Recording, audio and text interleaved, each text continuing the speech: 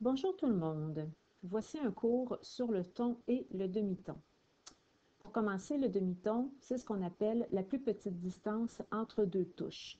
Donc, à l'aide du clavier de piano, c'est à peu près la meilleure façon de le voir physiquement. Donc, par exemple, premier exemple d'un demi-ton, ce sont les notes Do, Do dièse.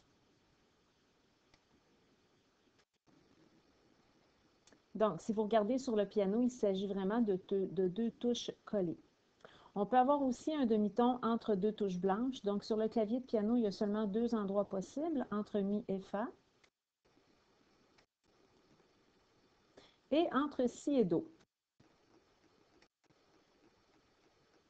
Toutes les autres combinaisons vont être faites d'une touche blanche avec une touche noire. Par exemple, La, Si bémol. Ou ça pourrait être aussi Sol, Fa dièse. Donc, c'est ce qu'on appelle le demi-ton. Le ton, tant qu'à lui, bien, c'est la distance entre deux notes collées, si on veut, là, deux notes de noms différents, par exemple Do, Ré, Ré, Mi. Mais on peut dire aussi entre deux touches avec une touche entre les deux. Donc, par exemple, Do et Ré. Donc, on parle de distance de ton parce qu'on a deux notes consécutives, Do et Ré. Et de plus, nous avons une touche entre les deux, donc une touche noire.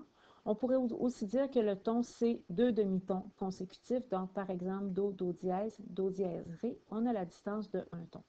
On peut avoir un ton aussi entre deux touches noires. Par exemple, Fa dièse et Sol dièse. Nous avons la touche Sol entre les deux, ou on pourrait dire deux demi-tons consécutifs, Fa dièse Sol et Sol, Sol dièse. Une autre possibilité de ton, par exemple, entre une touche noire et blanche, dans le cas comme présentement. Donc, la touche Mi bémol et Fa. On peut dire qu'il y a un ton entre ces deux touches-là parce que nous avons la touche Mi entre les deux. Encore là, nous pouvons affirmer qu'il y a deux demi-tons consécutifs. On pourrait avoir aussi, par exemple, la distance entre Si et Do dièse, qui serait, dans ce cas-ci, la distance de un ton, puisque nous avons la touche Do dans le milieu. Donc, c'est ce qui complète l'information pour le ton et le demi-ton.